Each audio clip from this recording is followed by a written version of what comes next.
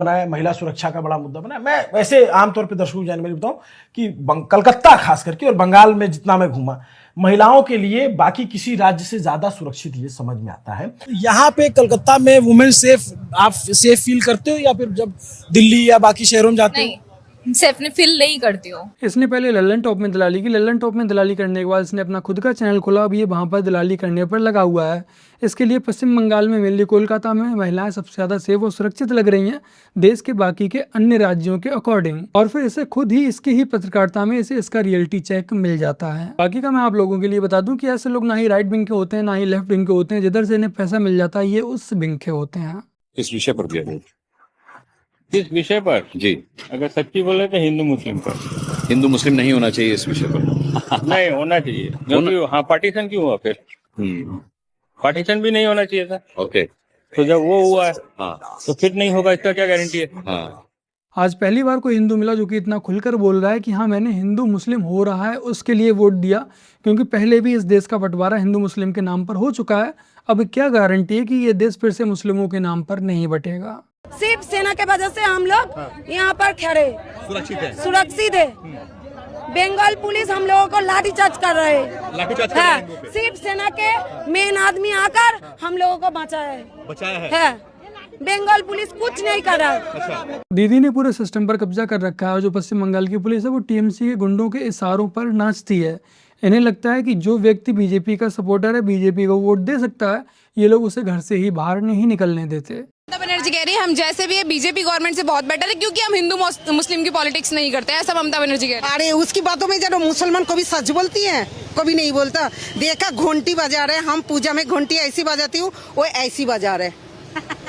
वो मुल्ला नहीं है और पूजा कर रहे, पूजा फूल हम ऐसी देती हूँ वो ऐसी कर रहे। ममता बनर्जी हिंदू नाम है मैम।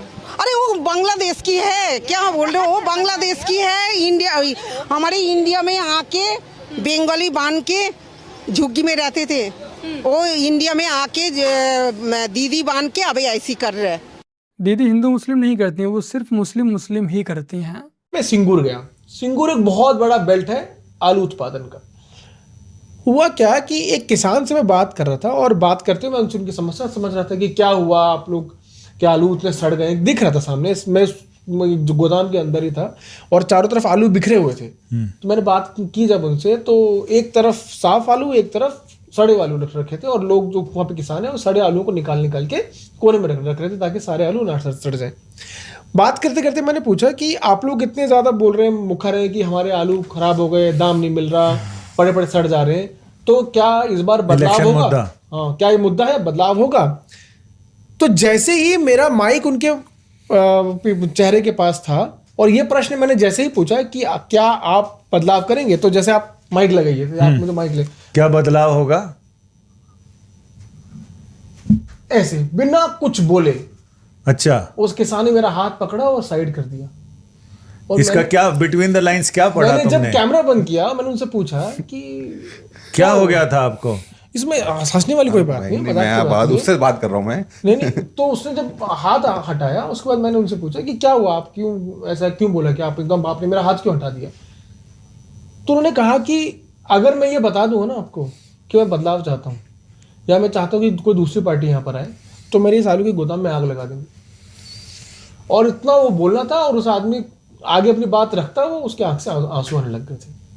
तो ये वो डर है जो लोगों के मन में है और वो इस डर के बारे में लोग ओपनली बात ही नहीं करते हैं कि अगर सरकार के खिलाफ कुछ भी बोला तो खाना पानी बंद हो जाएगा। हैरी पॉटर की कहानी में भी एक है। उस बीजेपी वालों को 2021 के चुनाव हारने के बाद समझ आया कि वो किसी राजनीतिक पार्टी से चुनाव नहीं लड़ रहे हैं, वो बाकायदा एक माफिया गैंग से चुनाव लड़ रहे हैं। तो मुझे उम्मीद है कि बीजेपी इस बात शायद सही से समझ चुकी है और इसीलिए बीजेपी बंगाल में सत्ता में आ जाए। जो लोग वहाँ के वोटर होते सब चलेगा, सब चलेगा। तो क्या एग्जिट पोल आया है बंगाल की महिलाओं से, कुछ आपने बात किया कि ये क्या है? मेरा बहन जो है वो बीजेपी की तरफ से गया था उधर वो करने के लिए, जो सर्वे करता है, तो बीजेपी।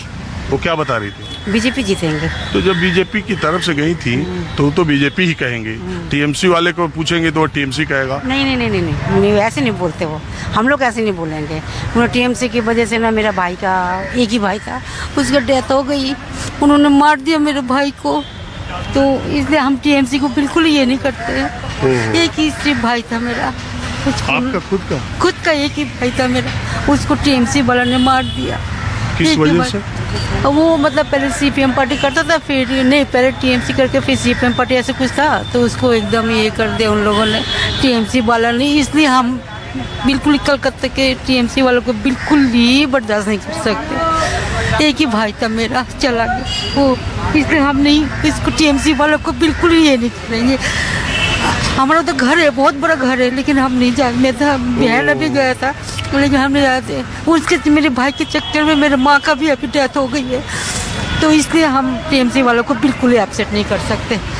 बहुत ही गंदे लोग हैं वो लोग, बहुत ही गंदे। कोई अच्छे लोगों को तो जीने नहीं देते टीएमसी वाला। पश्चिम बंगाल में बेचारे हर दूसरे हिंदू की यही दुख दर्द भरी कहानी है। आज अगर यह जाम नहीं होता, सोचिए, तो आपके रोज कम से कम 2 घंटे बच जाते। कभी सोचा है अगर ये 2 घंटे बच जाते तो आप क्या करते? सरकार को पता है समय बचेगा तो आप बेचैन हो जाएंगे, फालतू के इधर उधर घूमेंगे, इसलिए सरकार आपको दफ्तर के बाद ट्रैफिक जाम में रखना चाहती है। आपके पास ज्यादा समय नहीं है, यह हमेशा लगता रहे, इसलिए हर वक्त कहीं ना कहीं शहर में जाम लगा रहता है। गंगा एक्सप्रेसवे का नाम आपने सुना होगा। 11 घंटे का सफर 6 घंटे का रह जाएगा, दावा किया जा रहा है। 5 घंटा पहले पहुंचकर मेरठ से प्रयागराज आप क्या करेंगे, कम से कम आप यह भी बताइए। सुना ना आप लोगों ने, सरकार जानबूझ के हमें ट्रैफिक जाम में रखना चाहती है, जिससे कि हम लोगों को फ्री समय ना मिल पाए और हम ये ना सोच पाए कि सरकार हमें कैसे बर्बाद करने पर लगी हुई है। रवीश जी ने ये लॉजिक बहुत ही अच्छा दिया है, तो आइए रवीश जी के एक और वीडियो देख लेते हैं, देखते हैं उनमें क्या लॉजिक दिया है। गंगा एक्सप्रेसवे का नाम आपने सुना होगा। अदानी समूह ने इसे तैयार किया है। हाल ही में प्रधानमंत्री मोदी ने उद्घाटन किया। 11 घंटे का सफर 6 घंटे का रह जाएगा, दावा किया जा रहा है। 5 घंटा पहले पहुंचकर मेरठ से प्रयागराज आप क्या करेंगे, कम से कम आप यह भी बताइए। लो, अब जब सरकार ने ट्रैफिक जाम की समस्या का समाधान कर दिया, बड़े बड़े हाईवे बना दिए हैं, तो रवीश कुमार जी का कहना है कि इन हाईवेज की क्या जरूरत है, आप 5 घंटे पहले पहुंच के आखिर क्या करेंगे। तो रवीश कुमार जी के लिए मैं बताना चाहूंगा कि यदि मैं 5 घंटे पहले पहुंच जाऊंगा तो मैं डबल स्लिट एक्सपेरिमेंट करूंगा और देखूंगा कि जो पार्टिकल होता है लोग ऑब्जर्व करने लगते हैं, यानी कि मेजर करने लगते हैं, तब वही पार्टिकल की तरह ही बिहेव करता है। जब हम उसे ऑब्जर्व नहीं कर रहे होते हैं, मेजर नहीं कर रहे होते हैं, तब वही सेम पार्टिकल वेव की तरह बिहेव क्यों करता है। बाकी आप लोग भी कमेंट सेक्शन में अवश्य बताइएगा कि यदि आप लोग 5 घंटे पहले पहुंच जाएंगे तब आप क्या करेंगे। मैं ये गल थोड़े सामने मानता, मैं भी पींदा सी, कदे कदे पी लेंदा सी, पर इन्होंने ज्यादा बदनाम करता। मेरी मां इत्थे आई है, मेरी मां आ मेरी मां बैठी है, ये मैनू कहंदी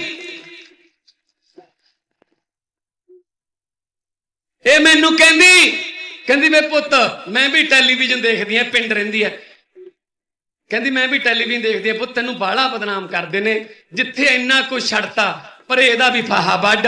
मैं ਤੁਹਾਨੂੰ ਅੱਜ ਬਰਨਾਲੇ रैली ਦੇ ਵਿੱਚ ਸਾਰਿਆਂ ਸਾਹਮਣੇ ਦੱਸਣ ਲੱਗਿਆ 1 जनवरी ਤੋਂ मैं सदा ਲਈ शराब ਦਾ फाहा ਵੱਢਤਾ। मित्रों आ लो जी।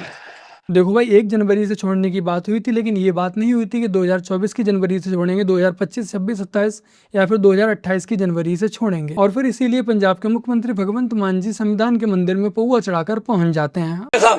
ये गवर्नर गैलरी है, आ गवर्नर गैलरी है, बड़े मानयोग लोग आउंदे आ, इत्थे अफसर बैठे ने, ਉਹ ਸਾਰੇ ਗੈਲਰੀਆਂ ਜਿਹੜੀਆਂ ਨੇ ਉਹਦੇ ਵਿੱਚ ਬਕਾਇਦਾ ਪਹਿਲਾਂ ਦੱਸਿਆ ਜਾਂਦਾ ਹੈ कि लाते लाते नहीं करती, बैठन रहे, बिल्कुल हिलना नहीं, बस ऐ रहना। तो सर इत्थे इत्थे इत्थे ते उन्होंने कहा गया तो उन्होंने ठीक कर ली। वो तो मैंबर नहीं हैगी। तू तो मेरी बेटी बारे भी बोली जाना, तेरा की है यार, तू रहन दे ना, पंजाबी पढ़ाऊंगा मैं, पंजाबी पढ़ाऊंगा। केड़ियां गल्लां बकवास करता यार, बकवास करता है बंदा यार। आ गई सर गल, ਇਹਦਾ इलाज कराओ जी, ਇਹਦਾ विधान सभा ਦੇ खर्चे ਦੇ इलाज कराओ ਇਹਦਾ। ਇਹਨਾਂ ਨੂੰ ਕਿਹਾ ਕਿ ਆ ਜਾਓ ਇਕੱਠੇ ਰਲ ਕੇ ਲੜੀਏ, ਪਰ ਉਹ ਪਤਾ ਨਹੀਂ ਕਿਉਂ ਸਾਡੇ ਨਾਲ ਹੀ ਲੜਨ ਲੱਗ ਜਾਂਦੇ ਆ। ਐਨੀਵੇ, ਪਰ ਸਾਰਿਆਂ ਨੂੰ ਪ੍ਰੋਪਰ ਜਿੰਨਾ ਖੁੱਲਾ ਟਾਈਮ ਹੋ ਸਕਦਾ ਸਪੀਕਰ ਸਾਹਿਬ ਤੁਹਾਡੇ ਕੋਲੋਂ ਦੇ ਦੇ। तो ये हैं पंजाब के मुख्यमंत्री जी और इनके ही कंधों पर पूरे पंजाब का भार है। और इस पार्टी के मुखिया अरविंद केजरीवाल पंजाब में सरकार बनाने से पहले इन्होंने वादा किया था कि जब ये पंजाब में सरकार बनाएंगे उसके बाद ये पंजाब को नशा मुक्त कर देंगे। खैर पंजाब तो नशा मुक्त नहीं हुआ, मेरा इनसे यही आग्रह है कम से कम अपने मुख्यमंत्री को ही नशे से मुक्त कर लीजिए। कलमा नहीं पढ़ोगे तो तुम मार दिए जाओगे, कि या तो कलमा याद कर लो नहीं तो मार दिए जाओगे। मुसलमानों से जब भी तो डरेंगे हिंदू, जब 2-4 हिंदू मरेंगे, 10-20 हिंदू मरेंगे कलमे के नाम पर, मुसलमान के नाम पर, इसके नाम पर, उसके नाम पर, तभी तो डरेंगे। सैकड़ों वीडियो आपको ऐसे मिल जाएंगी मुसलमान दाढ़ी टोपी वालों को पकड़कर भारत माता की जय के नारे लगाओ। क्यों इस देश में रह रहे भारत माता की जय के नारे नहीं लगाएंगे? ये कौन सी वर्ड, इस देश में रहना और आप भारत माता की कलमा क्यों नहीं पढ़ना आपको? क्यों नहीं पढ़ना? आप कलमा बोलो, मैं भारत माता की जय बोल देता हूँ। औरत आज के वक्त में न मंदिर में सेफ है, न रोड पे सेफ है। आप देख रही हैं मस्जिद में सेफ है। मस्जिद में कोई कांड बता दो मुझे, मस्जिद मदरसे में बताओ। मदरसे में कितना हुआ है, कितना मदरसे में हुआ। अभी मैं एक करके आई थी, साले के साथ जीजा ने, मतलब मदरसे में वो मौलाना थे, मौलवी थे, उनको रेप किया और मार डाला, उसकी डेथ हो गई। 7 साल का बच्चा, उसकी डेथ हो गई। सर मदरसे में बलात्कार, बच्चों के शोर में दब जाती है आवाज। देखिए ना, अब आप देखिए कहाँ पे हुआ है। यूपी के साहिबाबाद मदरसे में रविवार 22 अप्रैल की 11 साल की बच्ची के साथ रेप। मौलाना सिर्फ दांत दिखाते रह गए। यदि आप लोग भी गूगल पर सर्च करेंगे सिर्फ 2 शब्द मदरसे में, हैवानियत मदरसे में दुष्कर्म, तो आपको एक नहीं कई न्यूज़ आर्टिकल देखने को मिल जाएंगे। और ऐसा नहीं है कि ये कुछ ही गिने चुने आर्टिकल आपको बार बार देखने को मिले, कोई पुराने आर्टिकल हों। आप लोग जब भी सर्च करेंगे, आज सर्च कीजिएगा तो आपको 8-10 दिन पुराना कोई ना कोई आर्टिकल देखने को मिल जाएगा। आप 2 महीने बाद सर्च करेंगे, फिर से आपको 2-3 दिन पुराना कोई ना कोई न्यूज़ आर्टिकल देखने को मिल जाएगा।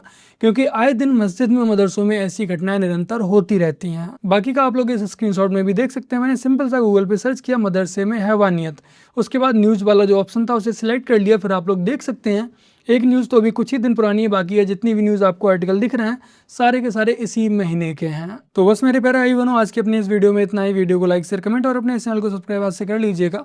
चलिए फिर मिलते हैं एक और नई वीडियो के साथ, तब तक के लिए जय हिंद, वंदे मातरम, जय श्री राम।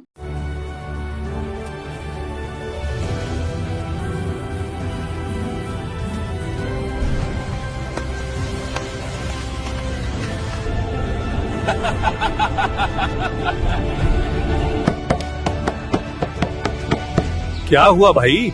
हम बेघर हैं दादा, हमें रहने के लिए अपने घर में जगह दे दीजिए। अरे इसे अपना ही घर समझिए, मेरे यहाँ पर रह लीजिए। अरे आपने मेरे घर को क्या बना दिया है?